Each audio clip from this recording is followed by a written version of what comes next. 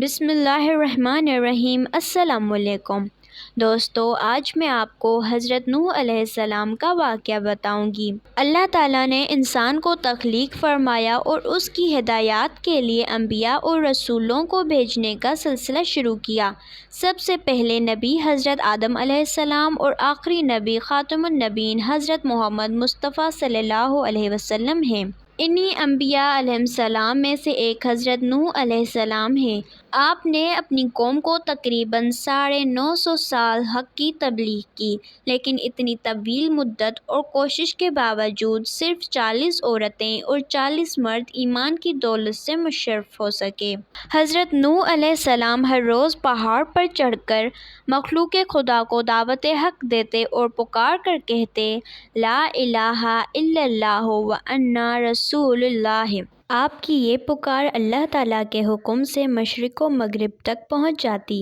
اس وقت کے لوگ آپ کی اس پکار کو سن کر کانوں میں انگلیاں ڈال لیا کرتے، اور کچھ لوگ ایسے بھی تھے جو اپنے چہروں کو کپڑوں سے چھپا لیتے تھے۔ بعض اوقات یہ کافر حضرت نوح علیہ السلام کو مار پیٹ بھی کرتے، یہاں تک کہ آپ بے ہوش ہو جاتے۔ ان حالات میں بھی آپ تبلیغ کے حق میں مصروف رہتے اور کسی قسم کی کوئی کوتاہی نہ کرتے، اور اللہ تعالیٰ کی رضا کی خاطر تکلیفیں اٹھا کر مخلوق خدا کو دعوت حق دیا کرتے۔ لیکن ان لوگوں میں حق کو قبول کرنے کی صلاحیت ہی نہیں تھی۔ جب نوح علیہ السلام بہت تنگ آ گئے تو آپ نے اللہ تعالیٰ سے ان لوگوں کے لیے دعا کی، اے میرے پروردگار، اب منکروں کا ایک بھی گروہ زمین پر نہ چھوڑ، تاکہ زمین پر ان کی نسل ہی باقی نہ رہے۔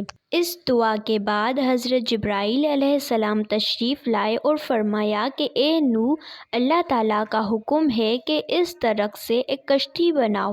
حضرت نوح علیہ السلام نے اللہ تعالیٰ کے احکامات کے مطابق درخت کے تختوں سے ایک بہت بڑی کشتی تیار کی، جس کا ایک طول 1000 گز اور عرض 400 گز بتایا جاتا ہے۔ جب یہ کشتی تیار ہو گئی تو کشتی کو دیکھ کر کافر بہت ہنسے اور آپ کا مذاق اڑانے لگے کہ خشک زمین پر کشتی کس طرح چلائی جائے گی۔ لیکن نوح علیہ السلام کو معلوم تھا کہ کیا ہونے والا ہے۔ آپ کافروں پر ہنستے کہ موت سر پر کھڑی ہے اور یہ مذاق اڑا رہے ہیں۔ پھر جیسے ہی طوفان کی علامات ظاہر ہوئیں تو جبرائیل علیہ السلام نے حضرت نوح سے کہا کہ اے نوح، اللہ کے حکم سے ایک ایک جوڑا ہر جانور کا کشتی میں سوار کر، اور تمام مومنین کو بھی سوار کر، اور ہر جنس کی اشیاء اپنے ساتھ کشتی میں رکھ لے۔ جب سب لوگ سوار ہو گئے تو نوح علیہ السلام کا ایک بیٹا کنعان غرور اور تکبر کے مارے جدا ہو کر پہاڑ کی چوٹی پر چڑھ گیا اور کہا کہ میں ہرگز اس کشتی میں سوار نہیں ہوں گا۔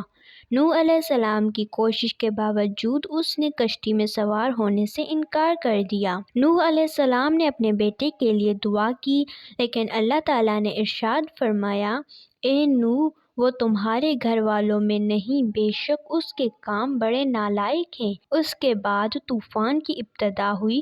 40 دن تک آسمان سے پانی برستا رہا اور زمین سے بھی پانی ابلتا رہا۔ تقریباً 6 ماہ 8 دن تک کشتی پانی پر تیرتی رہی۔